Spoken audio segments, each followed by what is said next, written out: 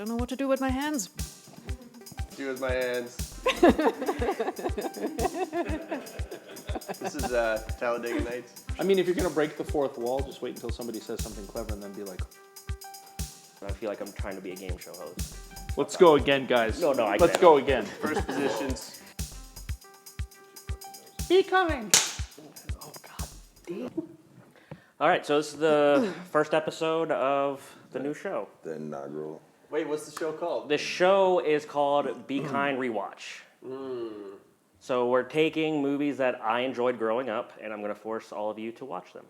Excellent. No. Glad to be a part of it. Good. The first episode, first show is going to be targeted towards you. It's going to be Criss Angel's autobiography in film.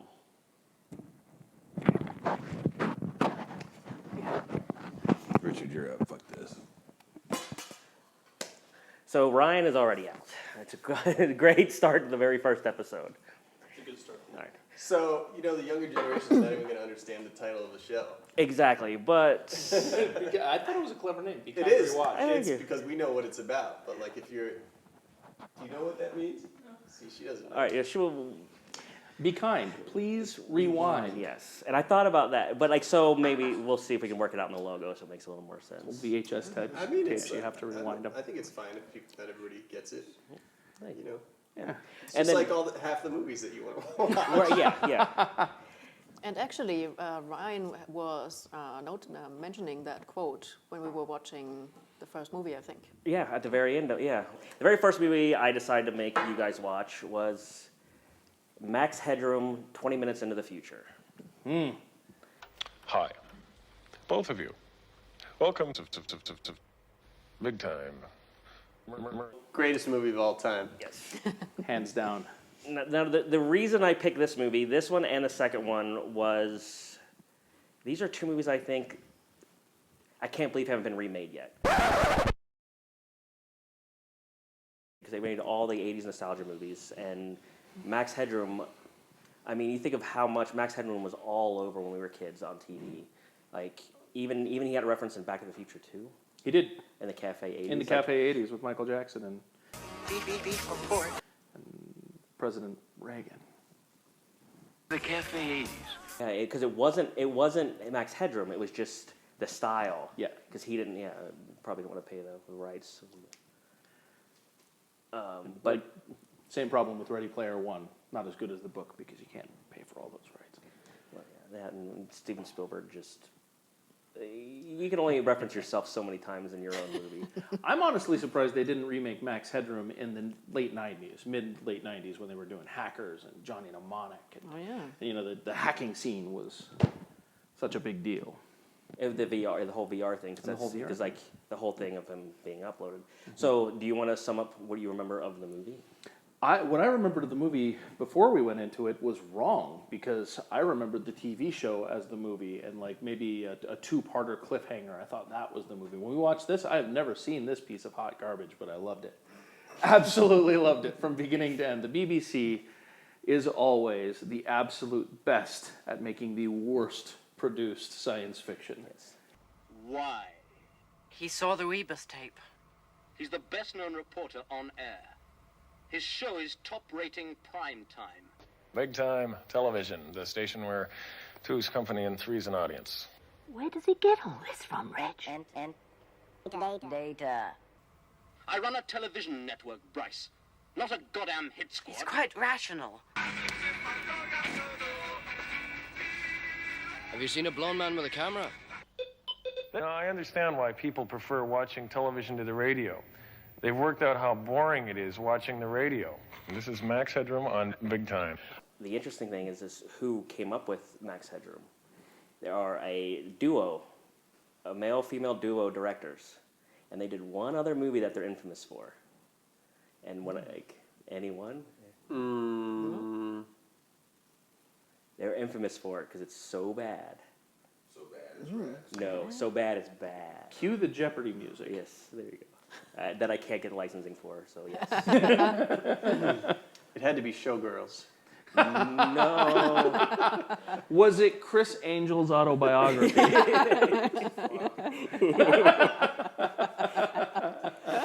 It was Super Mario Brothers. Oh God! How did we not see that coming?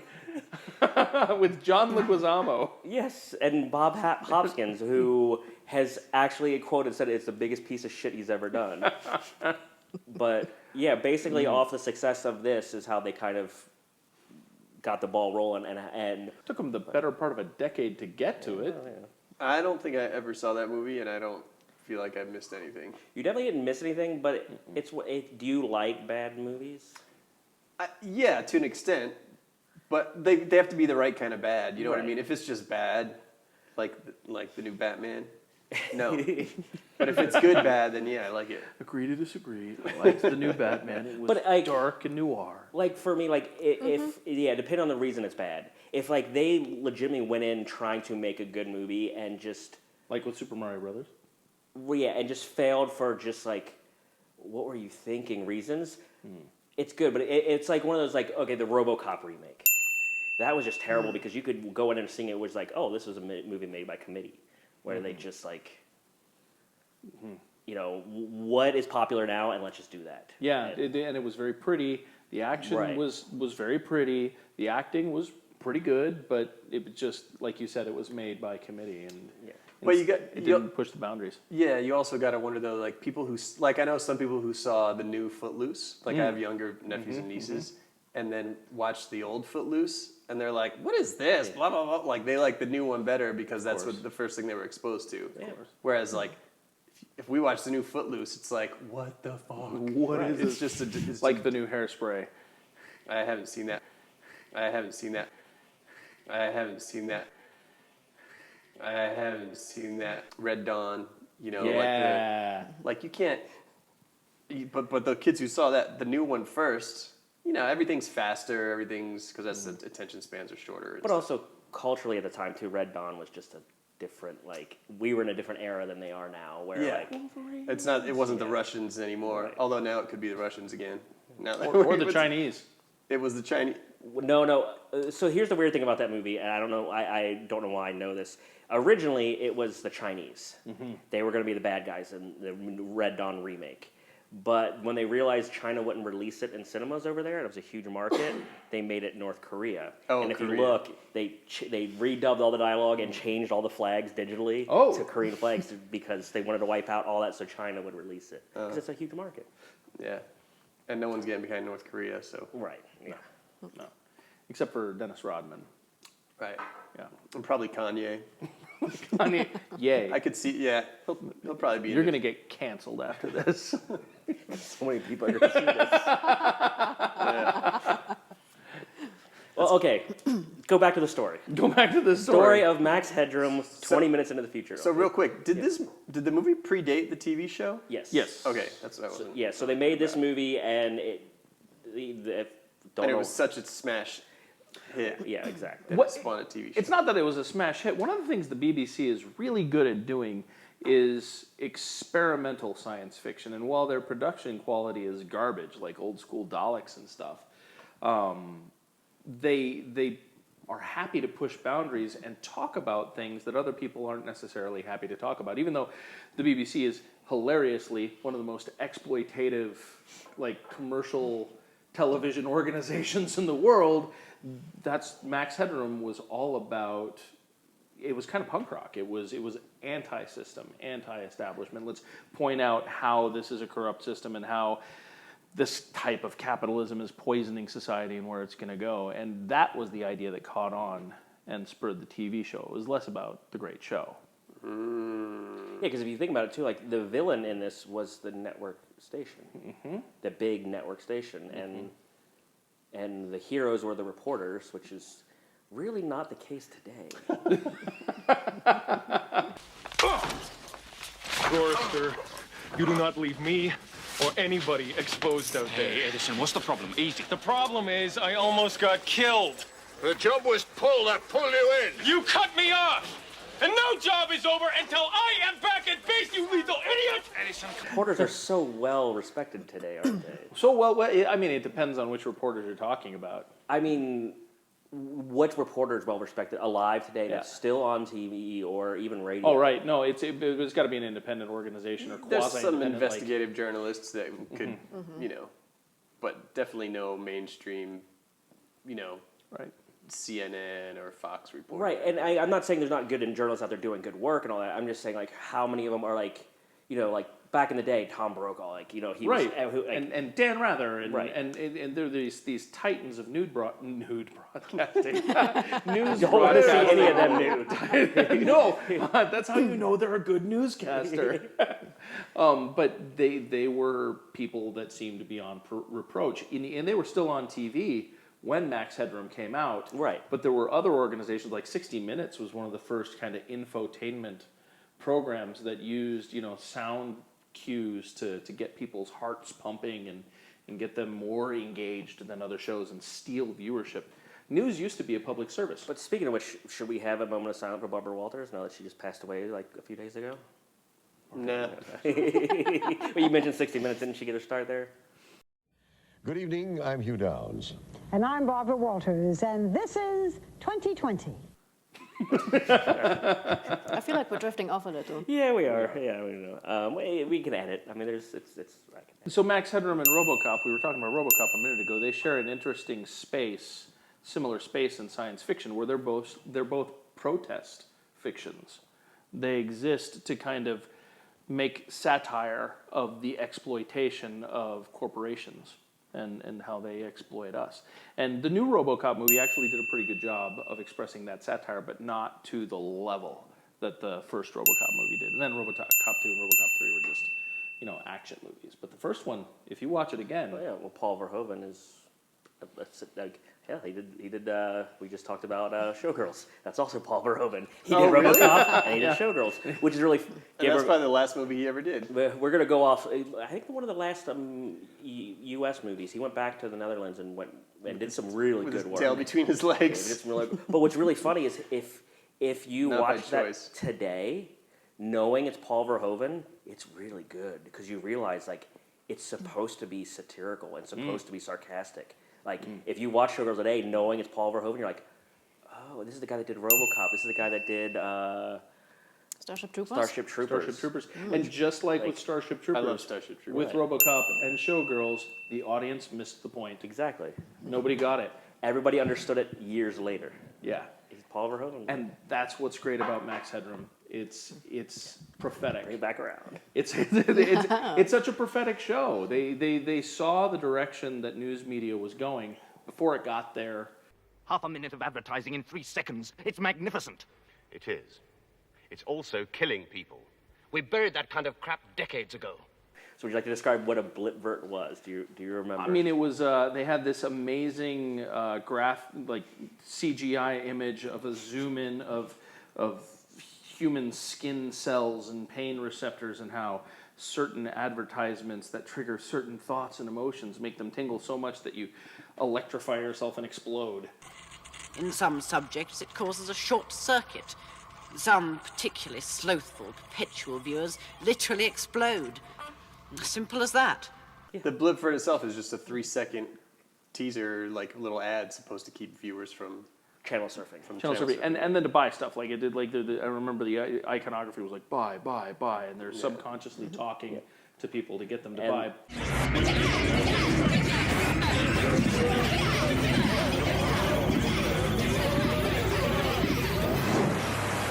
Shit.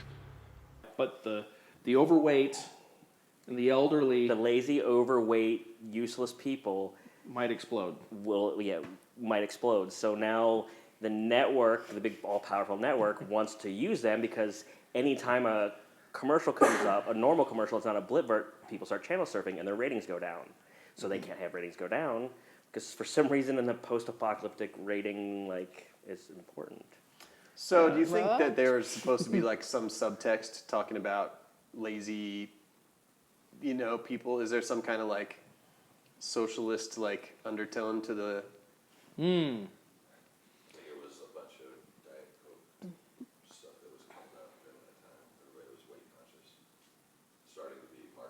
Oh, that's a valid point.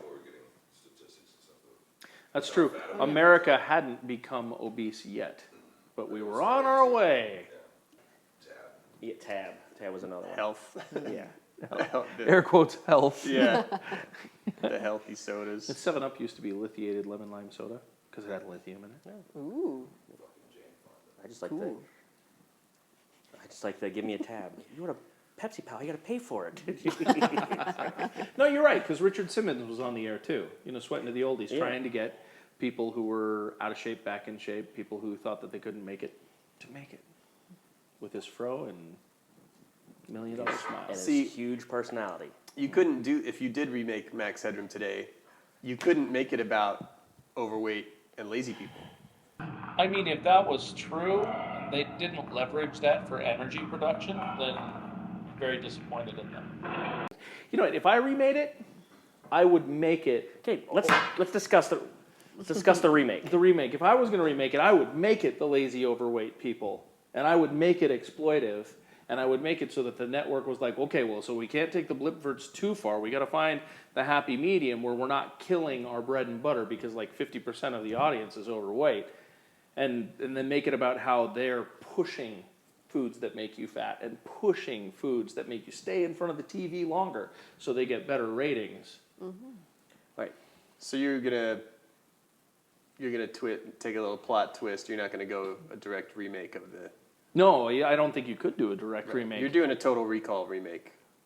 You're doing a RoboCop remake. Yeah, doing a RoboCop remake. That's how I would remake it. Because if you tried to do a one-for-one remake of the BBC's initial production of Max Headroom, it would be about as popular as the initial production of Max Headroom. Not a one, but I mean, story-wise, yeah. Mm-hmm. Well, it's not so much redoing that. It's just it's not saying no. It's saying yes and. Yeah. No, that's good because you gotta expand. Okay, but I would take it a total different route because really this was like network TV. Back then you had 3 channels, and they were the all powerful. There was no other option, and that's not the case today. How many people? When was the last time you actually sat down and watched network TV? Yeah, look at just total silence. The last time my family was watching the Super Bowl. Yeah, there you go. Yeah. So what now is social media. Yeah.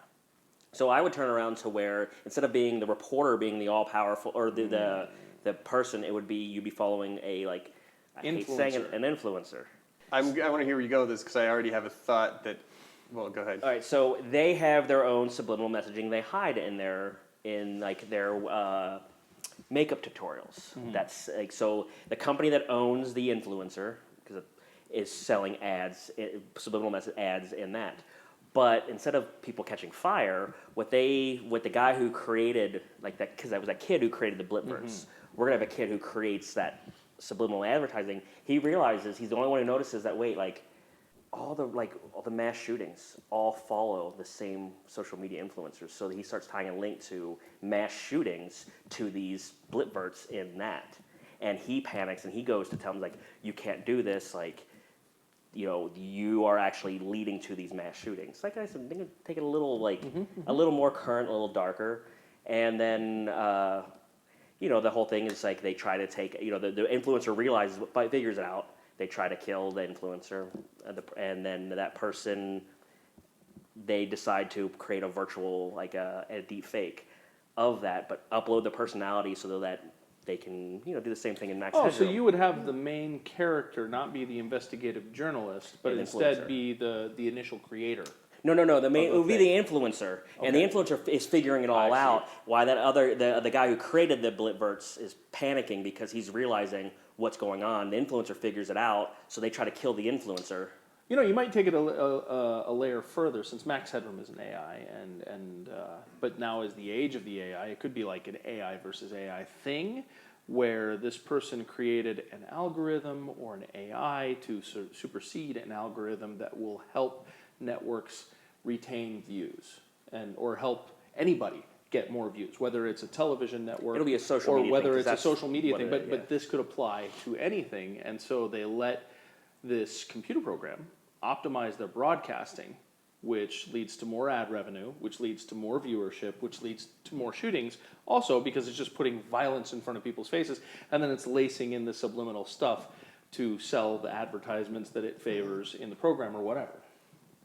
And so you don't have to limit it to social media. You can make it about any broadcasting. I just wanted to kind of talk, because we were spreading out kind of far. I don't want to like go out too far, because then it's like this one you had one network running the whole thing. So we're thinking like one like social media company who's like. So it would be like Truth Social Media. All the mass shooters are on Truth Social Media. Who's the overall bad party in that? Because we did have the broadcasting company was sending the advertisement. It would be being Facebook. Bad. Would be they're the ones who are like, we're making money. We're going to keep. They're the ones who are trying to bury the story that the mass shootings are connected to the the subliminal messaging in the blipverts. Yeah, or the fictional version like Person Box or whatever. Yes, yes. See, I think the initial thing I thought when you said that is like, who likes influencers? Like, they're kind of like universally hated. Yeah. So that's going to be the tricky part. So maybe not an influencer, but a blogger? Or somebody, an independent journalist. Because you want it to be somebody that somebody like, likes. You want it to be a But likable. the thing is YouTube like, channel. I'm going to put it because of our age. We don't like influencers. But when you ask people what they want to be when they grow, like younger generation, what they want to be, they want to be influencers. That's true. So I think the way we like. I think the concept of this movie is good. It's a cool concept, and he's a super cool character. I think the character carries a lot of the movie just because he's so cool. You know, I don't think the movie itself is necessarily a good movie. Can I ask you a part of that? Because you know the character from growing up. Yeah. Max Headroom has a very small part in this movie. He only has a handful of lines. I know, and so like some of it's the anticipation of like waiting for him to be created and seeing what he's going to be, you know.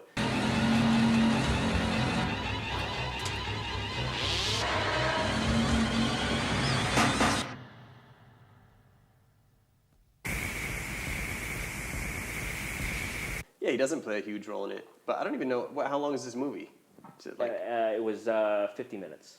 Okay, yeah, so it's BBC length. Fairly short movie too. It was a made-for-TV movie. Yeah, but like, and that's the thing is like we have anticipation knowing Max Headroom's coming. We know what it is because we knew that if you go into it like you had no idea who Max Headroom was. You don't know what it was. So watching that movie, was there any anticipation for this character Max Headroom 20 minutes into the future coming? Not at all. To be honest, the character of Max Headroom that just appeared in the TV was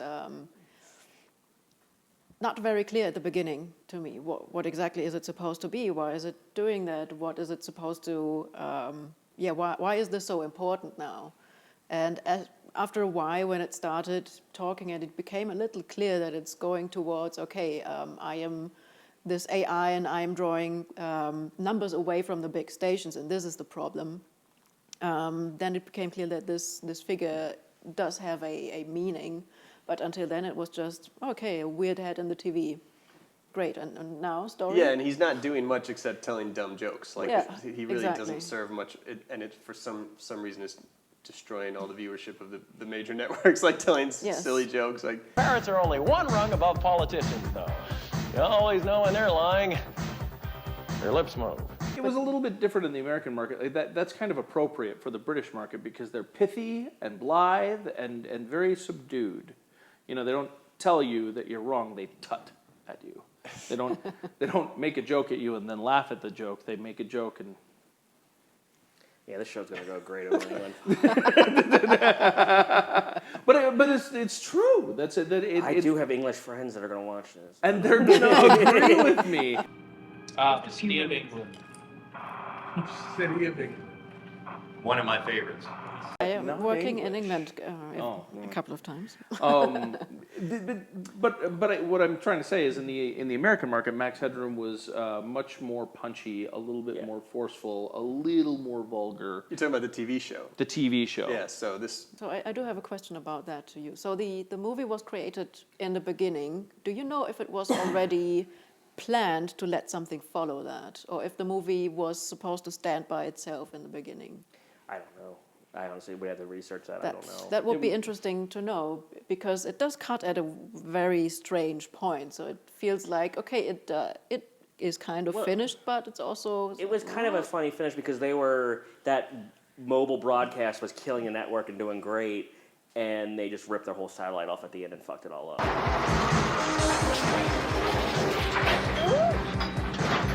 So it's kind of a humorous ending. A very British ending. Yeah.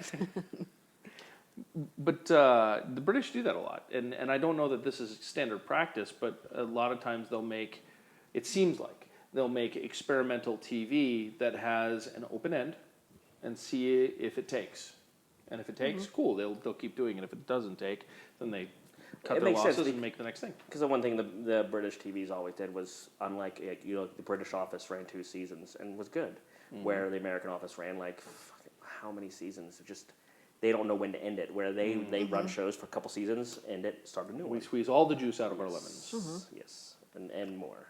It's not that uncommon for movies of that era, like low-budget, early 80s movies, to have kind of tough plots to follow, and like some of the, like Mad Max, and like they're not really great movies, you know what I mean? Like, you watch it, and you're like, okay, like, you kind of piece together, they're trying to get gas, but like half the movie has nothing to do with that. You know what I mean? It's just people, like, just weird shit happening, like some weird character saying something like this, the 2 people find the AI, and there's not, it's a very thin. It's very thin. This Max Headroom was so thin, because the Max Headroom I remember is thick. Like, it is dense with plot and dripping with potential. This is just dripping with potential. You had 2 seasons compared to 50 minutes. Compared to 50 minutes, but also 2 seasons that learned from the mistakes of this 50 minutes. It didn't have like the Clockwork Orange Droogies as the henchman of a teenager that then took the body to like a body disposal clinic to sell his male genitalia for $400. He's a bit alive. Nasty knock in the head, that.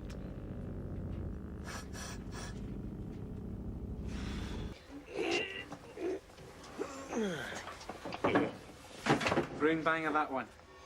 Cheers, folks.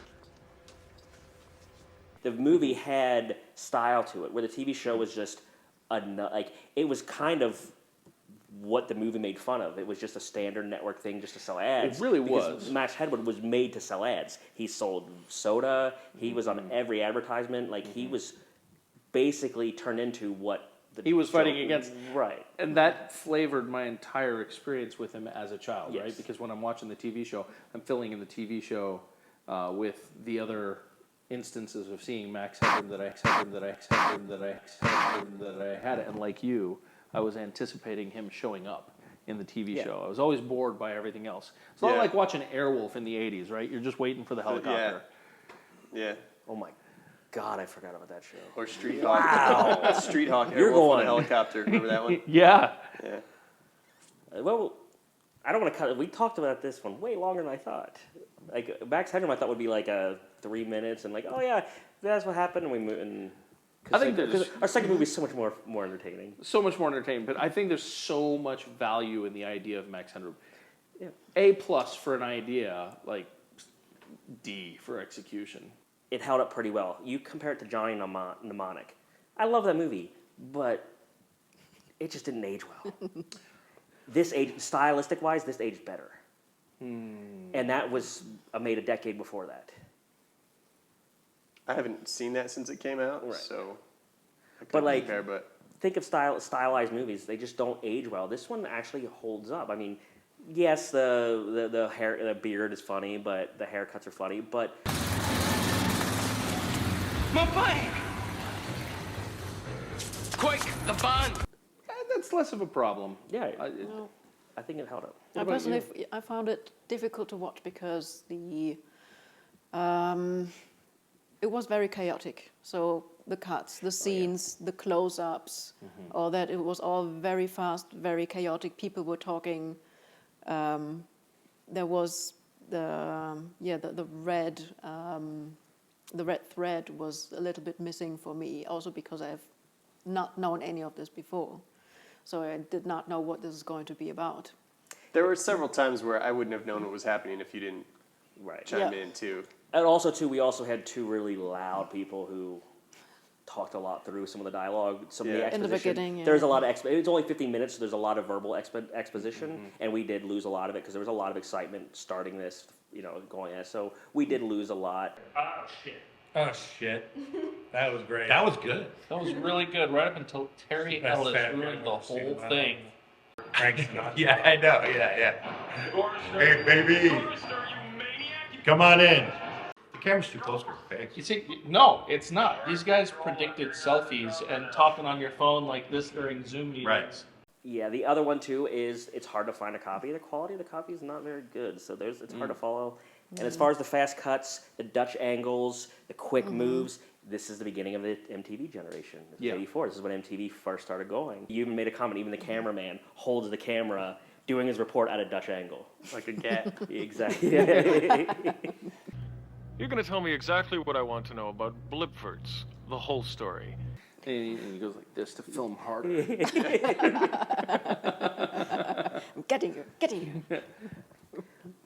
But, okay, so would anyone say this movie is not worth watching? Like watching again? Not again, no, like... I don't know if I'd watch it again, I mean...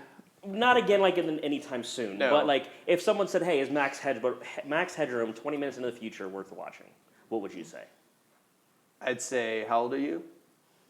If they, I wouldn't make the mistake I made with Spaceballs with my nephews and nieces trying to get them to watch it. I wouldn't put this on with my younger, family over Christmas time and be like, you got to see this movie. Because they would just be like... All right, so it's definitely not you got to see it. That's for sure. I don't think anyone will put it up to you got to see it. No. I don't think I would really recommend it to anyone aside from the nostalgia factor. Okay. You asked, is it a good movie? Right. I'm going to use the Lady Hawk scale. Wow. No, it's not as good as Lady Hawk. Lady Hawk is my baseline for a good movie. Like the bottom of the good Lady Hawk. Okay.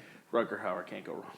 But no, it's a bad movie. And I would not recommend it to watch unless somebody was a filmmaker or an aspiring filmmaker. And then I would say 100% you must watch. There's lessons to be learned here. You'll see what not to do, and you'll also see what to do, and you'll see what a good idea looks like right next to a bad idea. And you may get an education in how to separate those things when you do a first draft of something. Right. Your thoughts? That sounded pretty good, what you just said. I would say, since it's only 15 minutes, it's something that you can watch out of when you're interested in movies in general. Because, this is a cult thing. It has some weird and some interesting elements in it. If it was a full 90 minutes, I would say, oh, hell no. Because it's just too much. I mean, what she hit on the one, it's only 15 minutes. So I will say, if someone asked to watch, should I watch it, I would without a doubt say yes. If they brought it up, without a doubt, yes. It's only 15 minutes. It's entertaining. There's some neat stylistic choices made in it. It's the birth of the MTV kind of style. And if it gets you into seeing all the other stuff Max Headroom did, because it was a huge part of the 80s, I won't go out and tell people to watch it, but if someone brings it up, I would say But people are going to get to it the other way. They're going to see Max Headroom in modern stuff and then go backwards through all the good stuff he did to the less good stuff, and then see this and be like, should I watch this? And I'd be like, well, if you want to be disappointed. Or if you're a filmmaker. I think the interesting thing about it is it's the origin story. Aside from that. I liked it. Good, so... Yeah, I saw RoboCop in it. I saw a whole bunch of different 80s stuff that was pulled from that. Final question. You're out, sorry, because you won't get this. Would you watch this or Super Mario Brothers?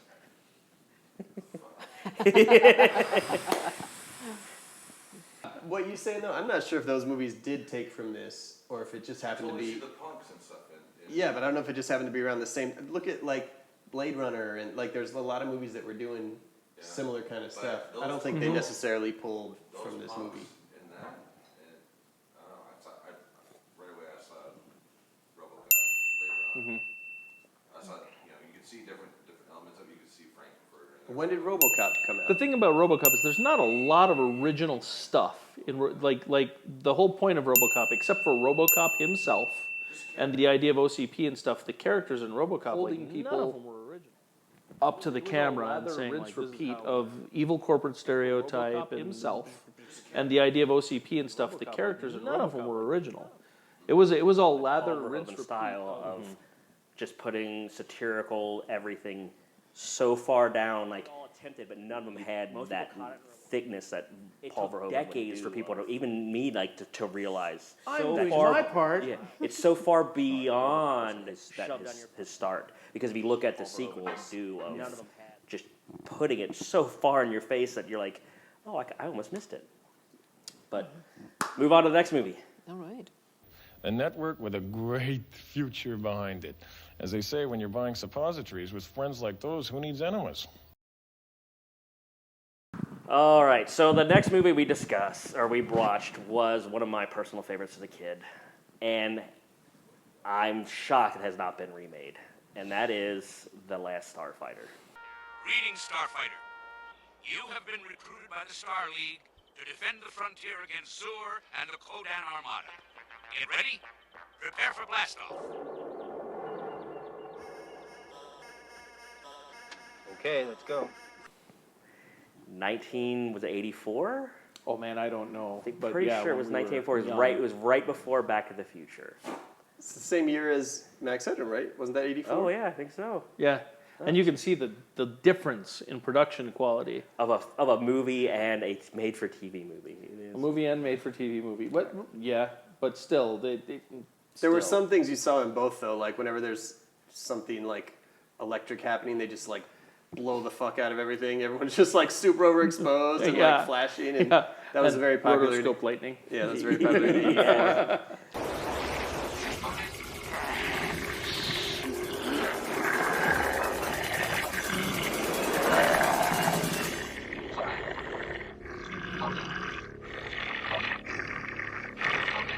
All the computer graphics are all just like green line art. Yep. Yeah.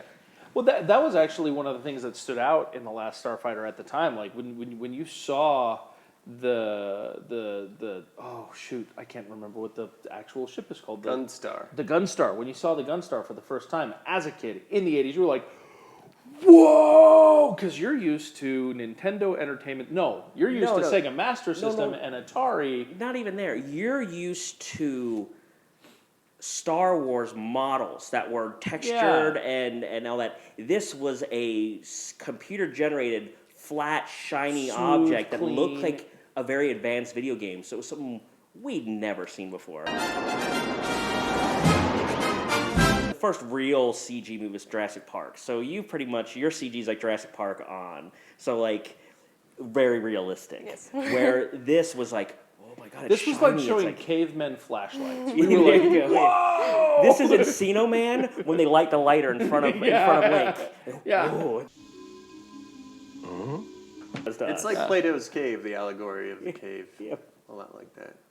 I have no idea what he's talking about, but I'm nodding my head Yes. as if I am well read. Well, we can get into it right now, but we can let everyone go to the Wikipedia page. You've only seen the shadows. I grew up with outside world. Yeah.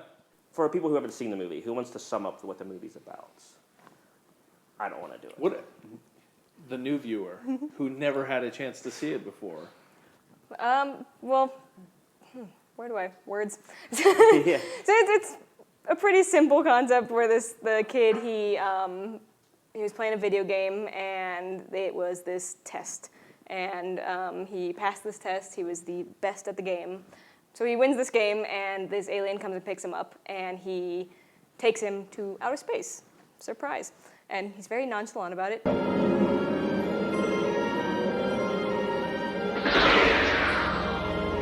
And yeah, not the alien, the protagonist teenager who should be terrified. Absolutely terrified. But, I mean, I'd be pretty geeked out if I played this game all my life and suddenly it's real.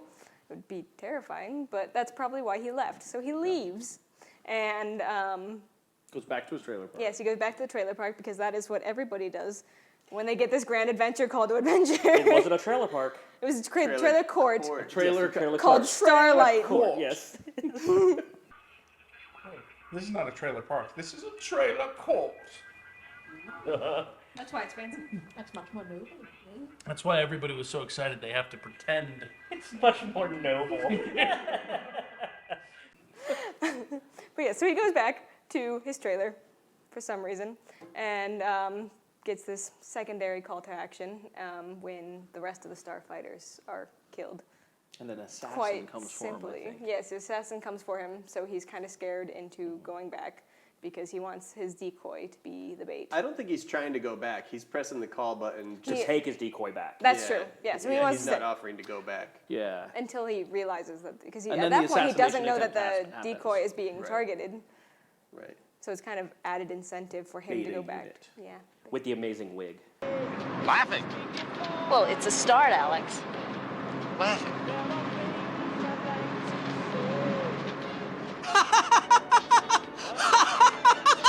Yes, very much so. I just have to say, I'm like, the refuse the call that happens in like every single movie. Mhm. I hate that happens in every fucking It's the hero's movie. journey. You can't It is not so have it. fucking played in every single movie, the refuse the call. And as soon as it was the 80s, and maybe, I don't know if every movie was doing it back then also. This may come as a bit of a shock to you, but he doesn't want to be a starfighter. Doesn't want to be a... Are you a coward? Are you crazy? You didn't tell me about any of this. But every story's been doing it since storytelling. Like you said, it's the hero's call. It's just so it drives me crazy. I know, it's in every because- movie, I'm like, oh great, here's 40 minutes now of this Yeah. bullshit till we can get back into the plot of trying to talk him into doing it.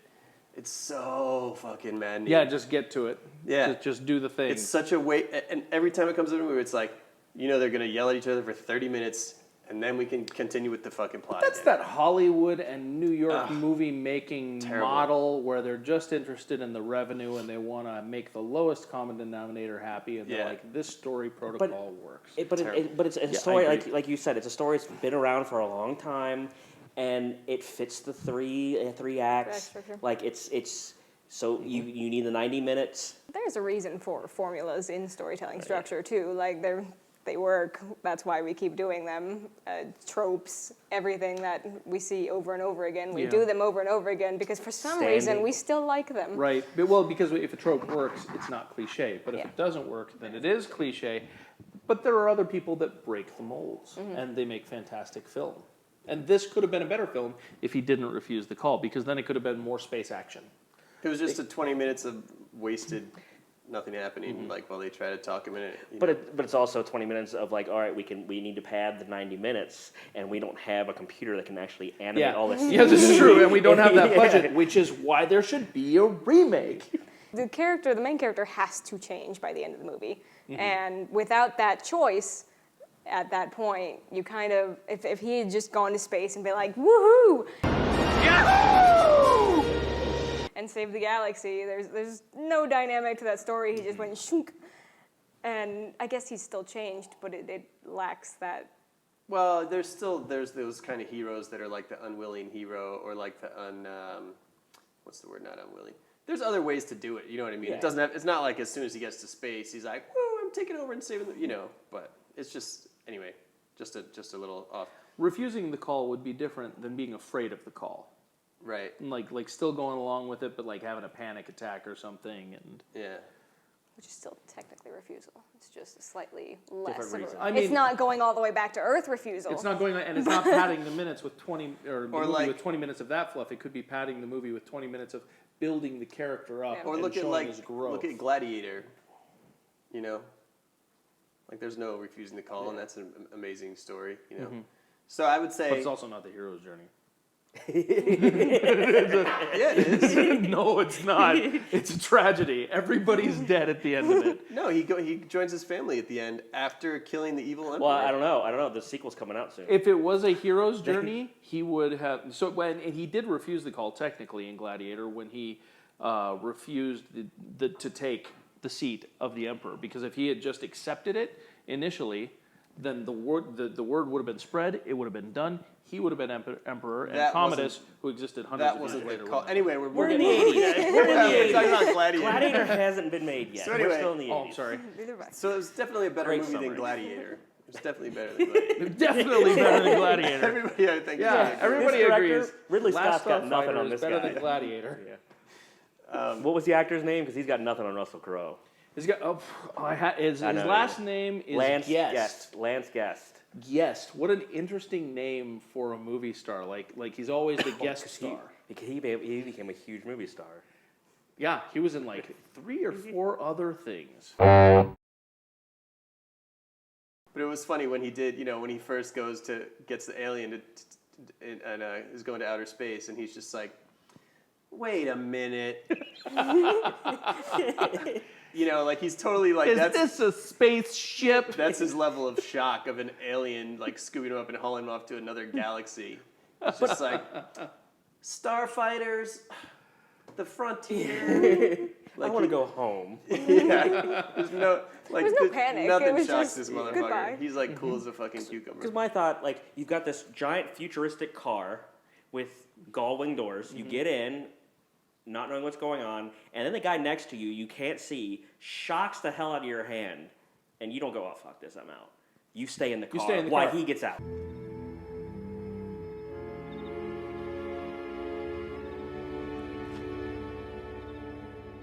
Hello? Excuse me, son. Which they never explained why he electrocuted him. No, that's how he copied him. He sampled him so he could copy him. Did he say that? Yeah. He's like, remember you shook my hand? I shocked you? And he goes 300 miles an hour. Yes. And it shakes the 35-mile-an-hour sign like this, as if someone's just doing this under it. Great. No wrist. Just, it was all elbow. All right, here's a question. If you were to remake it, like we discussed with Max, how would you remake this movie? It's a hard thing to do. But I would definitely not have the refuse. You could have a hero story for sure, but it's just as much of a hero story to think you're a kid playing video games, and you end up taking on this mantle of being literally the last one to save the universe. Like that's a hero's journey without having the refuse the call. You know what I mean? Like I would not rely on. I mean, I guess it's personal preference, but I wouldn't rely on like some 100-year-old, Quite older than that. I agree with that. I would take if I was going to remake it, I would take the entire plot of this first movie and make it the first 20 minutes of Gladiator. Of a new movie where it's just the first act. And he's swept up into it so fast he doesn't have a chance to refuse the call. He thinks it's over, but when you see this film, you realize the force that was going to attack this planet and threaten hundreds of worlds was one ship and like 20 starfighters. It wasn't a big force. Yeah. But a teenager could be forgiven for thinking, that's the end of the war, I get to go home now. Except it's not, and you don't. It was like a scout mission. Yeah, and you are the last starfighter. This is the last gun star. It's the last of the super advanced things, but there is a much larger scale war out there with other less significant assets in play, and we really, really need you to stay on. But at the end, when he discussed it, the bad guy got away, and they said they didn't wipe everything out. There was still more out there. Exactly. So it was set up for a sequel, but it wasn't like that. It wasn't like I beat everybody we won. It's game over. It was we won this battle, but there's still another war still going. But as you know, the frontier is down. Zur escaped, and there is still danger. So I was wondering if you wouldn't be willing to stay on and rebuild the Starfighter Legion. In the 80s, this film worked really well, but for a modern audience, I think it's a long breath. And I think that you could rapid fire tell almost all the same beats of this story and get it done in 20 minutes. Like this could be an episode of a show and then continue the movie, continue the action, and then have him have the ability to refuse and say, well, I won this big fight, I should be able to go home, but then he doesn't because of whatever reasons, and then you continue on throughout the story, showing the rest. But His brother then win the video game? Yeah, his brother at the end going on. But if it was 80s franchise, 84 franchise didn't exist. The first major one was Star Wars, which was just now being, not necessarily a franchise, but that Back to the Future hadn't happened yet, but that was the first real big franchise. Written to be yes. a franchise. So that didn't exist, but if they made this today, it would be made like that with the idea of not only doing a sequel, but we can make this a whole universe. Absolutely, and I would still do, if I had the ability to paint whatever picture I want with unlimited budget in my own magic gumdrop world, first 20 minutes is the first movie. We brought up Paul Verhoeven a few times. I would go his route. So combine this with the satirical thoughts of Starship Troopers. So what happens, he plays this game, and these games were sent out to find the best gunfighters out, for the best starfighters for all this. And not only is it to do that, but it's also propaganda. It's sent out to say, Zur's the bad guy. You have to, it's a fine line. You're good, he's bad, we got to defeat him. But when he gets going, he gets out there, he's starting to realize that, wait a minute, I am one of the best ones out there, but why is Zur the bad guy?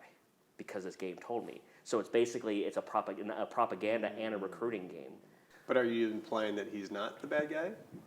I'm saying that it's not necessarily, as we do with Indiana Jones and the Nazis. It's not that cut and dry. There are, because that's what they did with Starship Troopers when they were going in there, killing all those aliens, and then they realized, oh, wait a minute, we're invading their territory. They're not coming to us. But it made them, the propaganda made it look like they're threatening our livelihood. We have to go fight and kill them, or we're all going to die. But when they later actually find out that no, they're invading their territory, so it's actually we're the invaders, not them. So it's not saying that Zur's not a bad guy, but the starfighters are the aggressors, and they're going into their territory, trying to go with them, and just kind of not make it so. But I mean, are you making the hero then kind of not really a hero because he's, Yeah, not necessarily an anti-hero, to where it's just more that it's just not so cut and dry, so that there's some. Well, not an anti-hero, but maybe you're saying he's going to become a reformed villain, or who, Zur or the no, the main character. No, the main character is he's all instead of having refusing it, he's all gun ho to go. But while he's there, he's realizing, oh, I've been lied to. This is not what the deal is, and that's how you create an entire. So there's thing. no white, there's no black. Yeah, Star Trek did something similar with. I don't remember. Khan. Was it Khan? Yeah. He actually had a. He had kind of his own backstory. Right. Was which is makes more sense in modern because people aren't black and white. Exactly, and that's why I like this idea is just not making it so good guy bad guy. It's But what about this? Once he playing on your idea, once he realizes that the people he's working for aren't necessarily the good guy. You know what I mean? He truly does become the last Starfighter because he ain't really fucking working for anybody. Right. He's I'm freedom in the galaxy. You know what I mean? And in the end, he just goes off on his own because he's fuck you, fuck you, fuck you. Who's next? I mean, that's kind of the plot of The Expanse. I haven't watched that yet. TV show The Expanse? So, stop. I haven't seen it yet, so no talking. Best thing on TV in a while. Stop it. Enjoy. Stop it. What's it on? You just have to get past the first 3 episodes. The first 3 episodes make you think it's going to be one kind of show, but then it becomes something else. No more. That's it. Yeah. I'm not going to give you spoilers. Just push through. Yes. All right. So, James Van Der Beek definitely has to be the main character. James Van Der Beek. Is he still alive? Wait, James Van Der Beek now, or James Van Der Beek Dawson's Creek? No, days? James Van Der Beek now. He can still play a teenager. James Van Der Beek is Dawson Creek, right? His baby face. Come on. Yeah. And if we can't get him, Freddie Prinze Jr. is a backup. Didn't they do that space movie that really failed? Or no? Freddie Prinze Jr. did that space movie that was pretty. Yeah, Wing Commander? Yeah, that's it. Yeah. Which is a ripoff of Larry Niven's Man Kazin Wars, by the way. A really dumb thing, too. Do you know why 100%. Wing Commander did well? Because the trailer before it was episode 1. Star Wars. People went just to see the trailer and then left. Yes, that's. I agree with you on a lot of it. I think stories these days require a little more depth than this had. I love the idea. My favorite stories in any medium are the ones that have that. That's not grammar. That do have that. It's late. We should point out that we've been here all day and it's late. The ones that do have that balance between, it's not, like you said, it's not light versus dark. It is a little mix of in between. That's why I love studying retellings and the original myths of the Troy, because you get the Greek stories, and then you get the Trojan stories, and so you're rooting for one group, and then the next minute you're rooting for the other group, and you see both the terrible things from both sides and both the good things from both sides, and you get that well-rounded thing that is real, because The new Troy movie, well, relatively new, 10-year-old now, or 12 years old now, retelling of that with Brad Pitt. Brad Pitt Yeah. actually did that very, very well, where he shined Achilles and Hector in a very positive light from where they were at. Yeah, I mean, if I would break it to modern, like current, would be like a show that everyone watches, Breaking Bad. You see him where you relate to him, and then you see him like But the difference between that is Walter White was a villain from episode 3 on. Character is more important than story. You can put a great character in a bad story and still be enjoyable.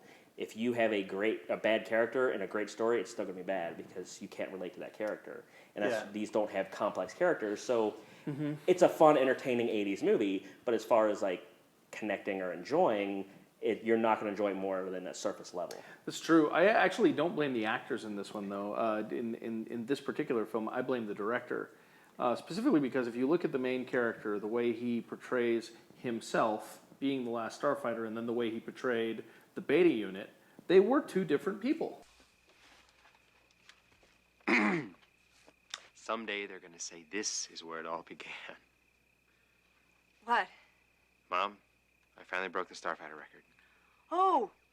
And they had two different kind of approaches and behaviors, and so the guy could act. The director just didn't pull anything out of it. Here's the thing, though. Because you look at the wig, I'm guessing a lot of the beta stuff were reshoots. And, I mean, yeah, I'm guessing that because of the wig, they're like, oh, he's funny. We need more comedy. Because the movie had a little bit of comedy at the beginning, but there was no, like, the most comedy was, what was his partner's name? I can't remember, the alien. Most comedy was that kid shooting that.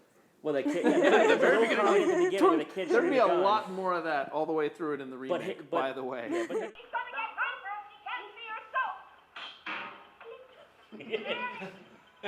But his Just alien, the kid, nothing else. Just his alien friend's reaction to certain things was the only other comedy. So I think they needed that beta unit with a great wig to be the I comedy. love how hung up you are on this wig. I'll have it all figured out by the time we reach the frontier. What's that? The frontier. What are you worried about, Greek? Theoretically, we should already be dead. But here's his alien friend. We were discussing this. Do you know who the actor was? We mentioned the movie, his most famous, well, not his most famous, but the movie I remember him in. I didn't know, and I cheated, and I looked, and I'm going to keep my mouth shut. No idea. Any thoughts? It didn't even Got really. I wasn't even like, I know that voice from somewhere. It wasn't even really ringing a bell. I mean, I remember I thought it was Christopher Lee because of the type of British accent and the deep pitch and the timbre and the like the quavering and just there's so much character in it. I thought it was Christopher Lee. I don't know his name, but he was the old man, the head of OCP in RoboCop. Dick, I'm very disappointed. Who was the head of OCP in RoboCop? Oh. Yeah, and now I wanted to say it when we were watching, because then when you're like, oh, now you see it, you clearly see it in his eyes. Like, it's really like... And he had a couple other movies during our lifetimes where he played an important role, but mostly he was like, during our lifetimes, he was in one episode of this and one episode of that, but he did a lot of British films in the 70s, 60s, 50s. But he's always the old man in RoboCop. He's always the old man. Again, like Patrick Stewart, he's always been old. But no, I think his character was the old man. I think that was his name in RoboCop.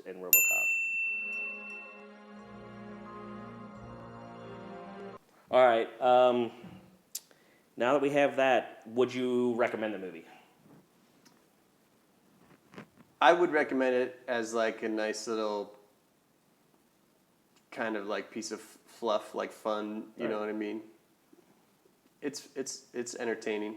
Would you take it to your nephews and say, you've got to watch this? Is there an age limit? Yeah. It was like, under 15. Yeah. I mean, it has enough silliness to it that it can be funny to watch anyway. And I think you could, I think even somebody younger in the right frame of mind could appreciate it, just kind of from the silly aspect of it, you know? Because there's a silliness to it that like Max Headroom doesn't have. Yeah. You know? Like there's the cheese factor is pretty high. The cheese factor is pretty high with this one. Oh yeah, which is good. 100%. 100% piece of sci-fi history. Must be watched. As the only person who hasn't seen it, didn't grow up in this era, did you enjoy it? I enjoyed it, yes. It was very difficult for me in both movies to look past the datedness of the quality. Because as you said, I grew up in the CGI era. I never had that as my quality of movie. So that was a little hard to get past at first, but eventually, I mean, it was a fun movie. I'd watch it. Excellent. Now we did Be Kind ReWatch. Now we're gonna do Be Kind Remake. So we're gonna pick one scene from one movie, not necessarily, and just update the style. And I'll go first. It's just I'm saying we should do not the movie, but Max Headroom himself. Update Max Headroom himself and bring it to the modern era. Definitely Max Headroom at probably more particularly the ending where they are they switch the channel. I think it really was, even though I thought I had nothing to say about that one. I think it really relates to the modern era because we have, I mean, you were saying Facebook, but TikTok more so at present because we have firsthand access to everything that's happening in this world right now between Iran, Russia, and protests in the US and everything. So we're just constantly scrolling and you'll be scrolling past these things and suddenly there's a cat video. Yeah. And then so like it's just this weaving of...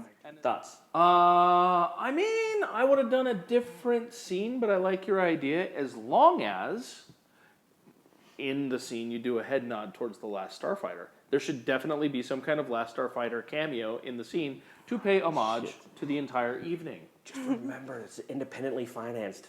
Your thoughts? It's hard to pick one scene. I mean, it would be cool to do a Max Headroom, you know. I also like the idea of doing kind of like an homage to both. But